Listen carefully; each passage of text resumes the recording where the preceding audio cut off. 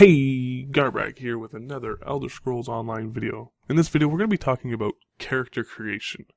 Personally, I think it's probably one of the most important aspects of an MMO.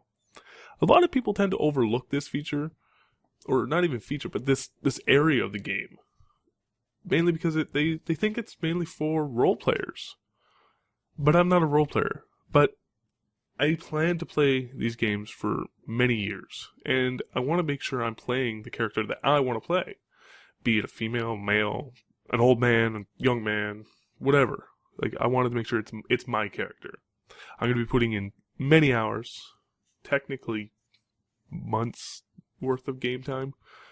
So I want to make sure it feels the way I want it to feel. So, and in a lot of MMOs in the past, you don't get that full customization that you would get out of a single-player RPG game.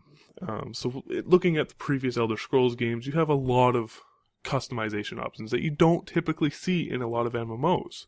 World of Warcraft, for example, has your typical male, female, what race you want, and very basic slider options for any detail. Elder Scrolls Skyrim, on the other hand, has 15 to 20 different sliders you can pick from. So that just shows you the difference between single-player RPGs and MMORPGs. There's a lot less detail between the customizations, and I think that's an issue. Now, I had the pleasure of playing the game at PAX and taking a look at the character creation screen. And let me tell you, it is fully customizable. I have yet to see an MMO with this much detail. Some, I might even say a little too much detail, but to each his own, right? So, I wrote an article on the Shadowed Mare about the character creation and some of the features that you can see. And I'm going to kind of go over it again. One of the really cool aspects of it is you don't have a slider for two of the main features. One, body type. It's not a slider, it's a triangle. They have a little dot that you can move around within the triangle and get that perfect transition between the three options. Muscular at the top, thin on the bottom right, and large on the bottom left. So obviously if you go all the way to the bottom left, your guy's going to be pretty chunky. Go all the way over to the other side, it's going to be a little scrawny. All the way up top, big beefy motherfucker. Put him in the middle, you get a perfect blend of all three. Now, I really think that's a really cool feature because it gets rid of that standard looking slider, which might have only 5 or 7 different settings. SOTOR had 6, or 8. 6 or 8, I can't remember. It's been so long since I had to create a character in there. But this one has an umpteen amount of options. And I just think that's a very smart option for Elder Scrolls to go. Now, once you finish playing with the triangle, which might take some people an hour, or 30 minutes during a 2-hour gameplay, probably shouldn't have done that. Once you go through that, this is all in the body section. So in the body section, you have other options with sliders. Now each slider has roughly 16 different options. So we're looking at torso, we're looking at chest, we're looking at the gut, waist, arm, hand thickness, hip, posterior, leg, foot, and neck. Hand thickness? I've never thought about that. Were my hands too thick? Or were my hands not thick enough? Can't say I've ever thought about that. So, that again is what I mean by maybe a little too much detail. But, I mean, there's role players that are sitting there going, finally, I can adjust the thickness of my hands! I guess that's a good thing.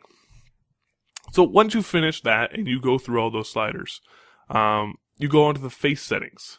Now, within the face settings, the one thing I forgot to mention on the body was there are skin colors. There's roughly 20 different skin colors that you can choose from. So back to the face. Again, you have that triangle option for face type with heroic at the top, angular at the bottom right, and soft on the bottom left. Heroic is going to be more of a war-beaten scar face kind of thing. You're going to have slight scars. It's going to be a little bit more tethered. Angular is going to be the pretty boy. You get those nice jutting cheekbones. And soft is going to be the baby face.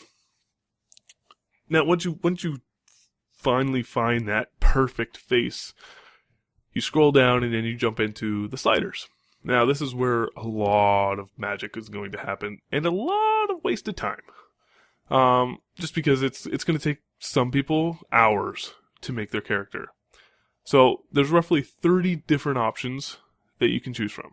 So there's hair color, the age slider, my personal favorite, marking, which is war paint, forehead slope, cheekbone size, cheekbone height, jaw, chin size, chin height, eye color, eye size, eye angle, eye separation, eye height, eye squint, brow height, brow skew, brow depth, brow type, mouth height, mouth curve, mouth width, nose shape, nose height, nose width, nose length, ear size, ear rotation, ear height, ear tip flare. Whew. That's a lot of options. And remember, each option has roughly 16 different options within them. Whew, that is a lot of time going to be wasted trying to create that perfect character. Now, with that being said, you're going to be very hard pressed to find somebody in the game that looks identical to you. There's got to be a couple thousand different variations of one simple character. Still, I think the weirdest option, hand thickness. Has anybody ever thought, hey, my hands are too big, or my hands are too thick? Excluding the issues of the developers making things not proportional. So, I want to know what you guys think. What do you guys think? Do you think it's too much detail, not enough detail? Personally, I think some of it might be a little too much, but I'm so glad there's an age slider. I love the age slider. I can make my guy either the creepy, wrinkly old man or the very young, gallant hero. So like I said, what are your thoughts? Do you guys think this is too much detail, not enough detail?